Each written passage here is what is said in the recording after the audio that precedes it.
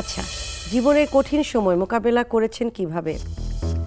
হয় না অনেক অনেক কঠিন থাকে। সময় যায়। বাবা মারা যাওয়ার পরে সবচেয়ে বড় আমার কঠিন সময় ছিল সেই মুহূর্তে, কারণ আমার পাশে দাঁড়ানোর মতো কেউই ছিল না।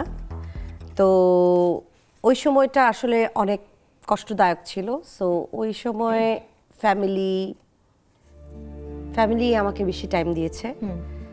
আর সবচেয়ে আফসোসের বিষয়, মিডিয়া আমাকে কোনো টাইম দেয়নি সেই মুহূর্তে। কিন্তু তোমরা যে সময়টা পার করে এসেছো তোমাদের মধ্যে কিন্তু বন্ডিংটা অনেক ভালো ছিল। তোমার কো-আর্টিস্টরাও কিন্তু হ্যাঁ ছিল, কোন অভিনয় শিল্পী কিংবা বন্ধু বান্ধব না সেইভাবে কারো আমি হেল্প পাইনি, not a single one. But আমার ফ্যামিলি থেকে আমি অনেক বড় হেল্প পেয়েছি সেই মুহূর্তে, যখন আমার বাবা মারা যান। তারপরে ফ্যামিলিতে আর কে কে আছে? আমার ফ্যামিলিতে মাশাআল্লাহ আমরা তিন ভাই, আমার আরেক বোন আছে। তো আমরা সবাই একান্নবর্তী ফ্যামিলির মতোই থাকি। তো এই জায়গা থেকে আমার পরিবার আমাকে অনেক বড় সাপোর্ট দেয়। এটা অনেক বড় বিষয়। সবচেয়ে বড় আমাকে কেন মোকাবেলা করতে হয়েছে, কারণ আমার মা বাবা ছিল জোড়া কবুতরের মতো। মানে আমাদের ফ্যামিলির সবাই না, মানে যেই দেখে না কেন মাশাআল্লাহ আলহামদুলিল্লাহ নজর না লাগে, আমার ফ্যামিলির সবার ভিতরে না একটা ভালো বন্ডিংস আছে। তো আব্বু চলে যাওয়ার পরে, মারা যাওয়ার পরে আম্মু অনেক ডিপ্রেশনে চলে যায়। তো আর আমার আব্বুর মৃত্যুটা আসলে আমরা কেউই মানতে পারিনি, কারণ আমার ডিভোর্সের পরেই 3 মাসের মধ্যে আমার বাবা নিতে পারেননি, তো উনি মারা গিয়েছেন। তো সেটা আমার জন্য অনেক বড় দুঃখের ছিল। তো ওই জায়গা থেকে আম্মুকে আমার সামলানোটা অনেক বেশি টাইম দেওয়া, ফ্যামিলিকে টাইম দেওয়া, ফ্যামিলি আমাকে টাইম দেওয়া, এটা অনেক জরুরি ছিল সেই মুহূর্তে।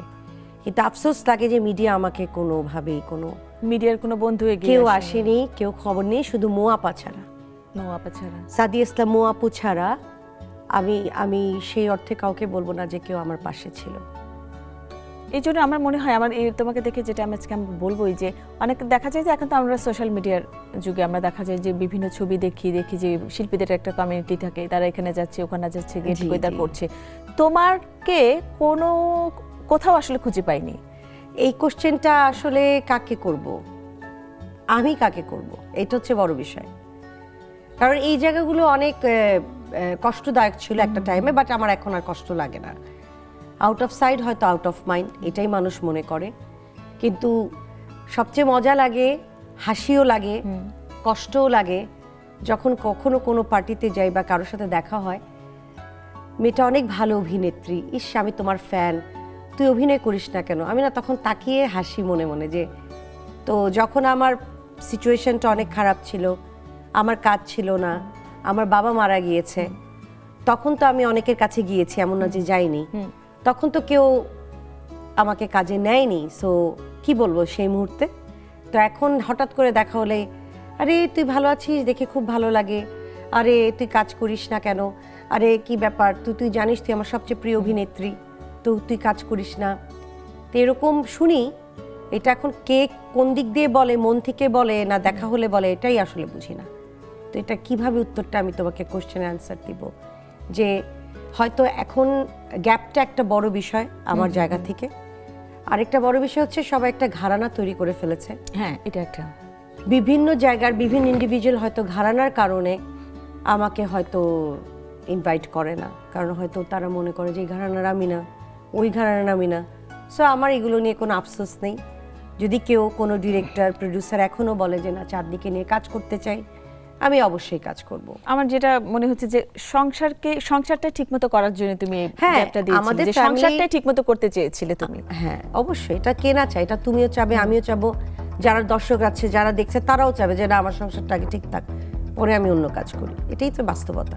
তোমার কি মনে হয় যে এটা বলা ঠিক হচ্ছে কিনা আমি জানি না, এই যে ভাঙ্গন, এই যে বিচ্ছেদ, এটা কি কিসের কারণে হয়? সেটা আমি বলতে পারবো। অবিশ্বাস নাকি অসম্মান নাকি সম্পর্কে আমরা যত্ন নেই না, আর কি করা প্রয়োজন আসলে?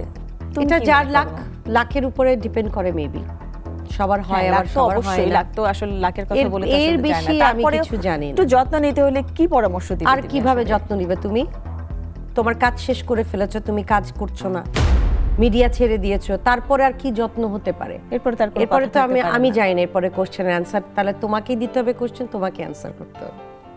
আমি তো আমারটা বলেই দিলাম যে আমি কাজই করিনি। এটা লাখ লাগে।